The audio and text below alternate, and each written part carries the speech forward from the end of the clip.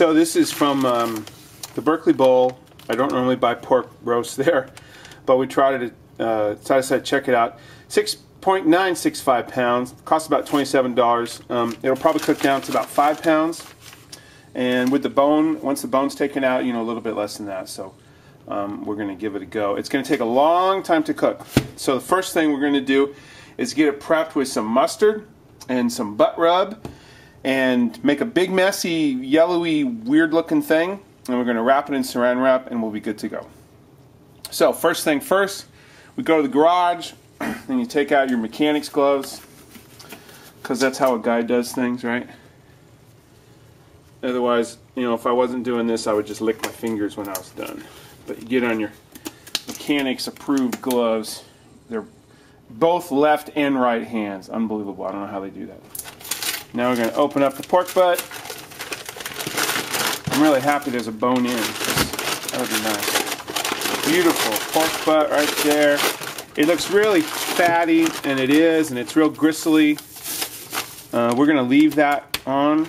But this is all going to cook away, and then it's going to be about 2 hours a pound, so like 15 hours it'll take to cook this at about 230 degrees.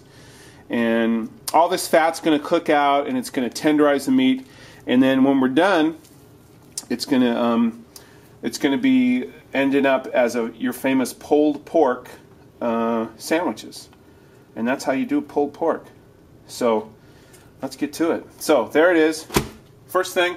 We're going to use two different mustards. We're going to use a little bit of French's Yellow and a little bit of Bone Sucking Sauce mustard, because their stuff's great. The barbecue sauce is great as well. So, you know, just kind of shake it up a little here. We're not really flavoring the meat as much as just kind of making something sticky that the rub can stick to, because it needs like a paste to stick to. So it's not going to be like a mustard flavor, because it's going to cook so long the mustard flavor won't really be there, but it'll allow the rub to stick to the meat. Alright, there's a little bit of that. We're going to make a big mess here, but hey, that's why we cook. And then see a little bit of that, got a little pepper in there on this mustard. I'm going to rub this in like it's our best buddy, get it all over. Now this, probably that jalapeno is going to flavor the meat a little bit, but we're not going to cut it or slice it. We're just going to leave it whole and do that. Alright, see why I wear gloves? And now we get some of this, and you can make a lot of rubs. This guy makes good rubs. Everybody likes it. Available online and, you know, everywhere else, but it's good stuff if you don't want to make your own. If you want to make your own, there's a lot of recipes. And, you know, they say use it in scrambled eggs, in whatever you want, so it's all good stuff. So here we go. A little bit of rub. You don't want to get too much, but you want to make sure that it's kind of everywhere, even on this part, which is going to kind of melt away. I mean, it'll even get into the smoke of the fire. It'll flavor the whole thing. So get it on there real nice. Kind of get it on the sides. Now that's pretty good. That's got a nice paste. It's got some nice rub. We're not overdoing it. We're not making a big, you know, giant yellow bomb. We're just getting stuff on it. Now we're going to drop it in saran wrap and then in the fridge for, you know, 5 or 6 hours just to kind of sit there. And then later tonight, we'll start the fire about 10 o'clock tonight. Okay, there it is. It's like a little football. Yay. In the saran wrap. We'll wrap it up and we're done. Alright, so later on tonight we're going to put the Boston butt in the big green egg. See that big green egg? I actually cleaned it up, but after we're done cooking this, it's going to be all crazy from the smoke and the 14 hours of cooking. This is your analog thermometer, old school. You might wonder why it's not like this. That's because I want to cook at about 250 degrees, which is going to be straight up and down. So it just makes it easier that way. Kind of like a race car trick, right? The big green egg is this really heavy ceramic cooker. You can do a lot of things on it. Pizza, cookies. It's great for long-term smoking and barbecuing and things like that. Comes with this cool little top, which is cast iron, which is placed right there, and it has multiple adjustments here. So if you have the top closed, you can open it and close it, and obviously the more you open it, the more comes out and the hotter your fire is going to run. If you really want to open it wide open, you can go like that, or you can go halfway, you can do this, you can do whatever.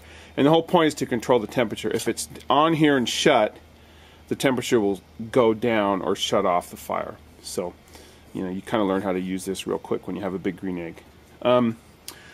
We're going to use Lazari mesquite charcoal because that's the best. It's from San Francisco. It's been around since 1908. If you go on the Lazari website, you can see their whole history and everything they do. I just like it because it's locally available, and it just does a fine job of having good heat. And it comes in a variety of sizes in every bag, so there's no worry about that. We're also going to put a little bit of applewood in because it works great. It gives it a nice flavor, and that'll be used to add some smoke to the fire as well. So inside the egg, the fire is going to look like this.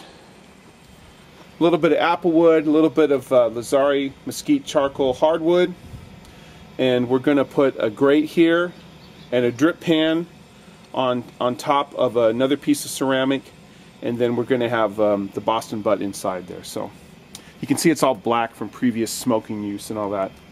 No problem about that. It's completely healthy. So that's the fire. All that's going to burn. And we're going to control it with the DigiQ2, which you can find information about at thebarbecueguru.com. Basically, you plug it into the wall so it has power, and then we're going to use two sensors here. This big one here is going to go into the Boston butt. It's going to tell you what the temperature of the meat is. And then inside the fire, just as a double check, and to help run the computer, is this little sensor that's going to go in the grate, and this is going to tell you what the temperature of the air is inside the barbecue. So what will happen is we'll set the computer for 250 degrees, and the computer controls a fan down here. The fan's hooked up into the adjustable vent of the big green egg. If the temperature gets too low, it'll kick the fan on, as you can hear it right now. If the temperature gets too high, it'll shut off the fan and wait for the temperature to come back down. So that way, you set everything, you get it hooked up, you get your fire stable, you go to bed. And it's going to cook all night, and we'll see how it goes.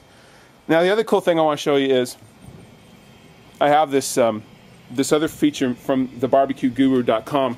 It's this little, they call it a golf stick. It is the 5-in-1 Guru Golf Club. So basically, you hook this up to your propane, and as you might be able to guess, turn some propane on here, and look at that. And you jam that into the wood, and it starts your fire. Works great. I mean, it's a great clean way to start a fire without ashes of newspaper or any kind of smell from starter fluid. You can also use it to scrape your grill clean when you're done. If you're barbecuing ribs or chicken or something like that, it cleans it off really nicely. And you can lift out your grate. You can stir around some of the charcoal if you want. It's a really good feature. I really like this a lot. Also part of the barbecueguru.com stuff they have.